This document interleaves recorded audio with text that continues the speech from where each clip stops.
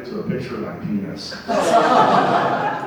So anyway, I gotta get out here and talk to HR. But coming up next, we got a very funny comedian. Most of you probably met him when you checked in. He's one of our regulars here at the Drop. He's relatively new, but he's coming along really strongly. So please welcome to the stage, John Freitag.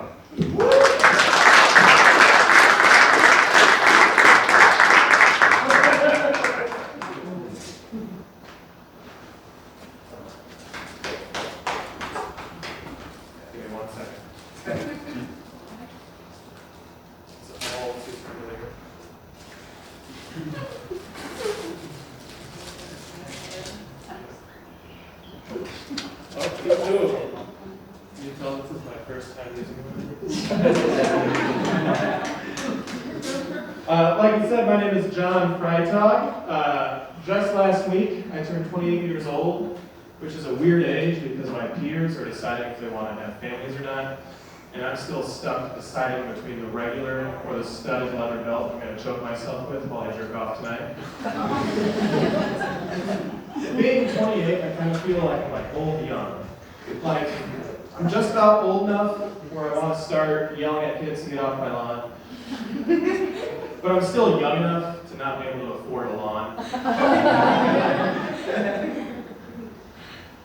Just a good example earlier, I realized I need to work on my greetings and goodbyes with COVID coming back up. They kind of suck. Just last week, my dad was at one of my shows, and while he was leaving, I went in for a handshake, and then he went in for a pound it. So I switched to a pound it, and he switched to a handshake. Then I just pulled him in with like an awkward one-arm hug.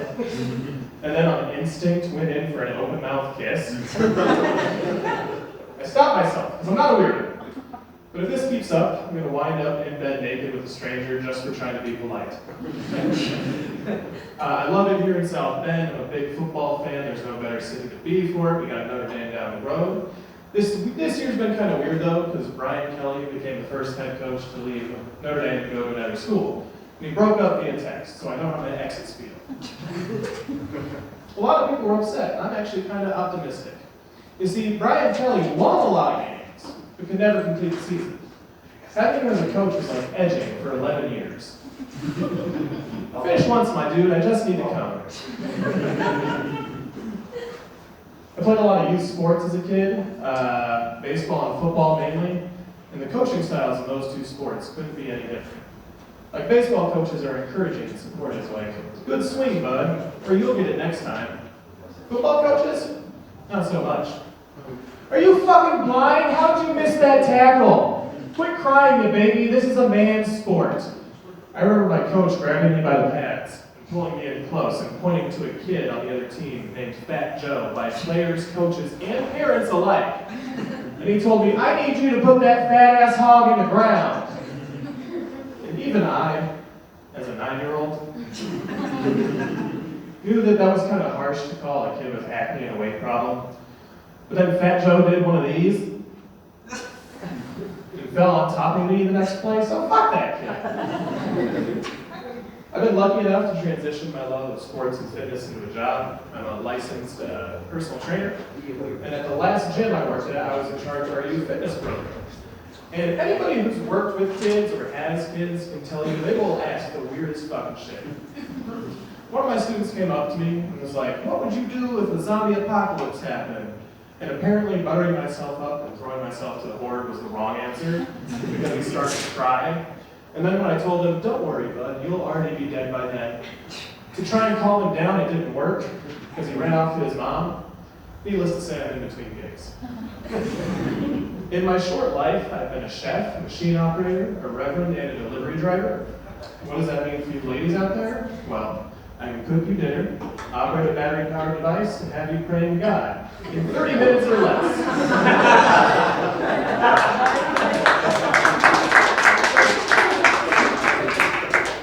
Or the breadsticks are free. Like I said, I'm a reverend, which is kind of cool, because when I was a kid, I wanted to be a priest, and I can kind of do the same things-ish, like marry people, and I just don't have to deal with all the touching. It's kind of like priest light.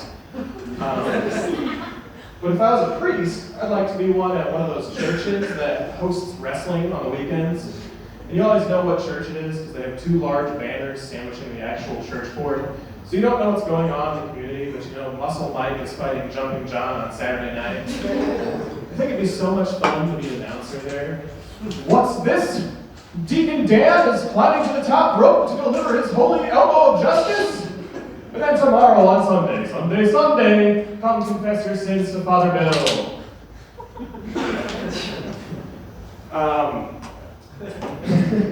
So everybody has one of those weird sex stories in high school that spreads like wildfire. And like a friend of a friend always has a video of it, but nobody's ever seen it. Ours involved a girl, her dog, and some peanut butter. And like, while everybody else was concerned about like, oh, what will colleges think, or what will her parents do? I was over here asking the hard questions like, well, what kind of peanut butter was it? Was it creamy or crunchy? Was it Peter Pan peanut butter? They just had their salmonella outbreak. I'm young. I don't know if that's sexually transmitted. Everyone's thinking it. I'm just saying. Everybody like Venmo out here? Yeah? I like to use it to buy drugs. It beats meeting somebody in a back alley. But the nice thing about it is I can just send an emoji with a like, specific amount of money, and then I'm done. Like for pop, I can send broccoli. Or for mushrooms, I can send mushrooms. Or for acid, I can send fish. I don't ask questions. But then I remember that I had my boss on Venmo. And like some asshole set it up like a social media site. So all your transactions pop up like status updates on your friends' pages, right? It's crazy. Why would they do that? They knew what it was going to be used for. But now I'm stuck staying up till 4 in the morning making a fish stir fry for everybody at work. So that they don't get suspicious about the 4-day weekend I requested. I need to have my fun too. Got 2 more for you and then I'll leave you guys. Any of the fans of the Great British Bake Off? It's a great show. Please watch it. It's amazing.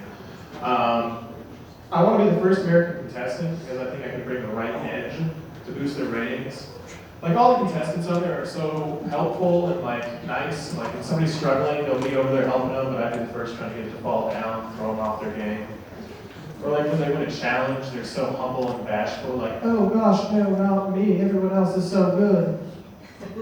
Not this guy. Not this American spirit. Woo! That's how you decorate a cake! What is that? Fondant, George? You're trash, George, trash! Don't even get me started if I want Star Baker. Woo! Is it 1776 again? Did the American win? Do you even know how to make baklava? Your phyllo wasn't even laminated. USA! USA! USA! I'll leave you guys with one final question. Why can our buttholes taste spicy but not sweet?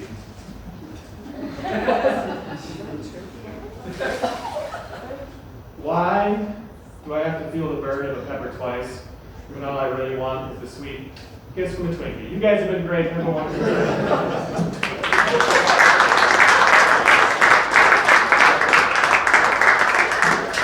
John Freitag, everybody.